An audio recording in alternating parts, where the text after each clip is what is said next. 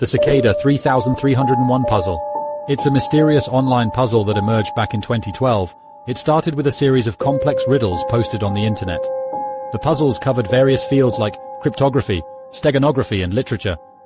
People were intrigued and puzzled by the messages, but no one knows who created it or why. It's believed to be a secret society challenging the brightest minds to solve the mystery. Many tried, but few succeeded, and the prize is unclear. Some think it's a recruitment test for genius code breakers. Others think it's an elaborate prank from internet trolls. So far, it remains unsolved. In 6 years, only 2 of its 58 pages have been decoded.